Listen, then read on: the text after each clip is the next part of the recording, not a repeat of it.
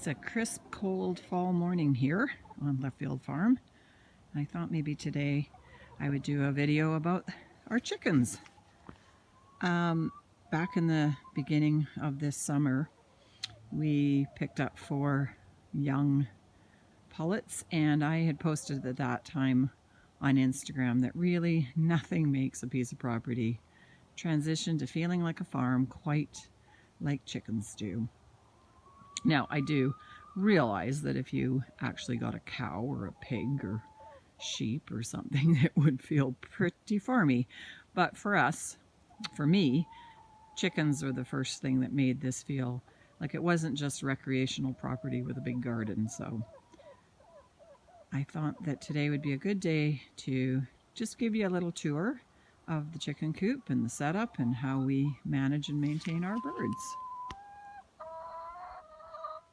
So what we've decided to put together here on this property is a little chicken coop and a covered run space and an uncovered run space, and then further down we have a little mobile chicken tractor, so that little A-frame can be wheeled around anywhere on the property that we want it. So I love the notion of a free-ranging operation for chickens, but on our property we're just not feeling confident that they would be safe from various predators, and so this is what we've decided to go with.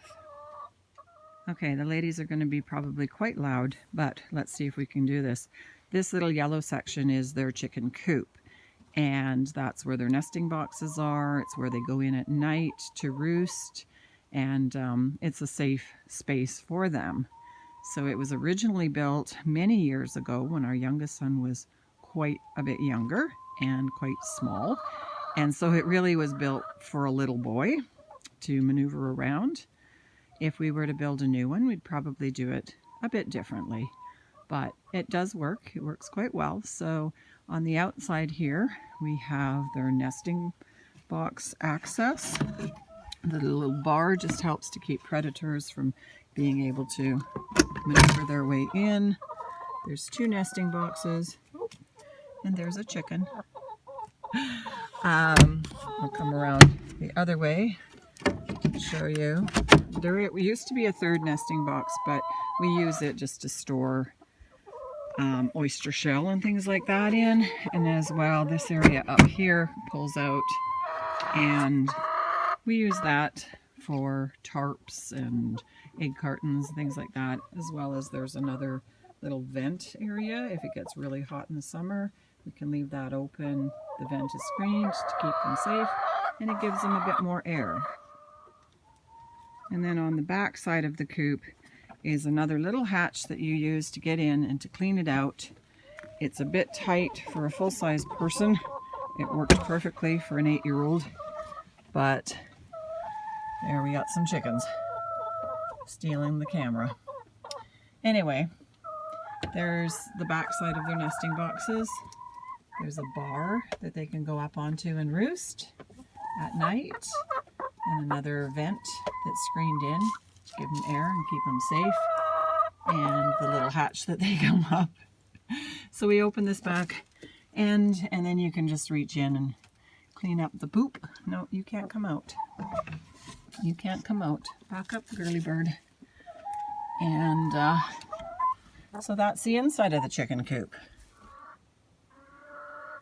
Underneath the coop is an area that they can get into, and we originally thought that that's where they would like to use as a dust bath because it stays very dry. However, these girls prefer to dust bath out here. You really can't control that kind of stuff, but this is where they like to dust bath, and they like to throw lots and lots of dust and dirt into their waterer. The other little feeder thing tray here has oyster shells in it, and that's the ramp going up into their coop. So this section has a solid roof on it, and so if it's raining, they're safe in there and they're covered. This section has bird netting and shade cloth so that when it's really hot in the summer, they do spend a lot of time out there. But if it rains, then they get wet. And you know the saying about a wet hen. Nobody likes to be around a wet hen. So usually in the mornings after they have all laid their eggs, sometime around noonish or so, we'll open this door and we'll let them out, and we will give them access to the chicken tractor, and that's where they'll hang out for a few hours as well. When we got these birds, they were not laying yet. They're about 13 weeks old, and so they came to us from a lady who got them from a hatchery nearby in British Columbia here called True North Hatcheries. These are called Production Reds. They are an egg-laying variety, hybrid mix between a Rhode Island Red and a Rhode Island White, they say. Very nice temperament and good egg layers. So they came to us having been on a grower feed because they were quite young, and as soon as they started to lay eggs, we switched them over to a layer feed. So we stick the feed in the bucket and it hangs. It's supposed to keep rodents out, but as it turns out, we realized early on that there were some voles that were still able to get in at night.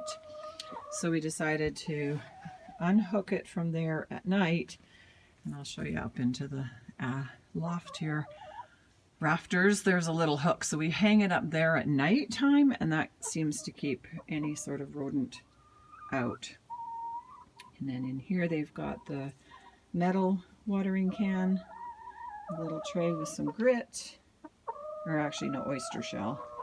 And then out here they have a plastic waterer, so always make sure they got lots of water. They got some logs to peck around on, and they've got a couple bars out here that they can hop up and just get a different view of the world.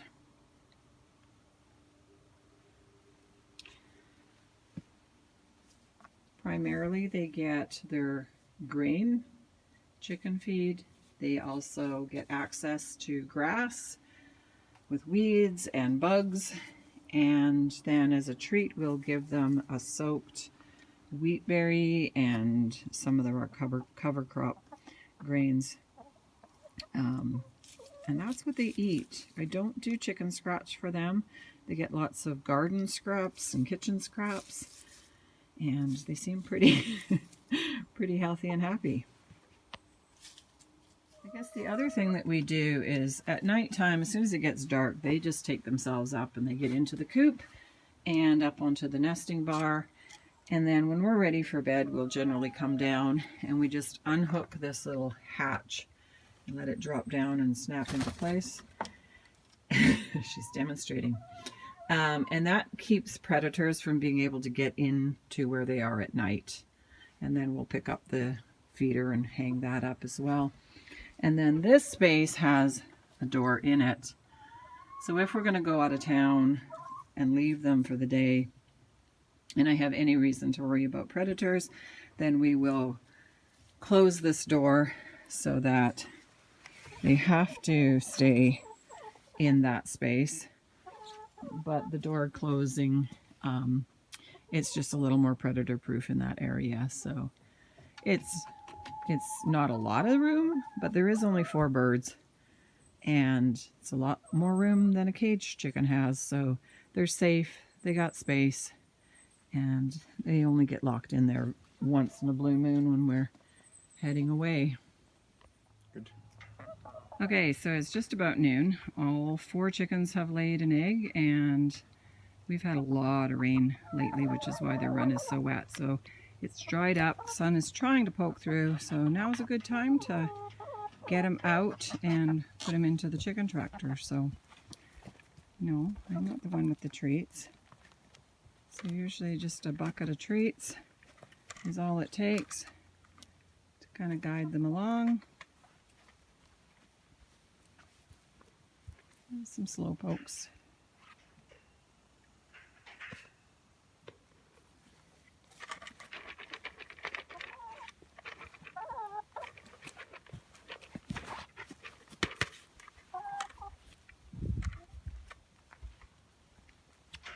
never hurts to do a little bit of chicken corralling.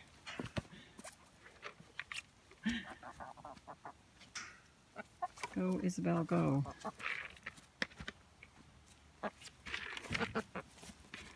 And that's it.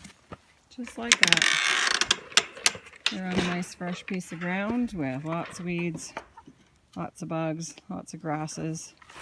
They've got a waterer over there if you get thirsty. And they're pretty safe, pretty happy. They'll be in there for a couple hours. Unless it really starts raining hard, then we'll bring them back. But usually about 2 or 3 hours.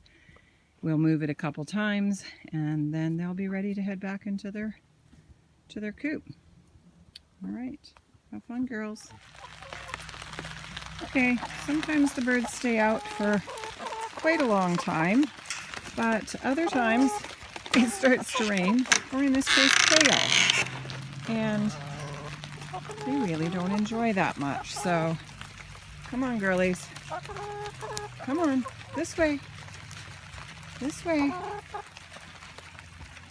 The other thing about getting them into the tractor is that it's a really good opportunity to go through and clean up their run and rake it out. And because we had so much rain, it was a good day to give them some dry straw, which clearly they're enjoying. Anyway, I'm going to close up the door here for them and let them be. If it gets too rainy or too much hail, it felt like it was going to start hailing, they'll go back in where it's drier. But anyway, that's the chicken video for you. I hope you enjoyed it. I hope you were entertained by it. Perhaps you even learned something about chickens. I don't know. At any rate, if you liked this video or any of the others that I've made, why don't you subscribe to my channel and hit like if you enjoyed it. And if you got any questions, just drop them in the comment box and I'll see what I can do to answer. Alright, thanks for watching. Bye-bye.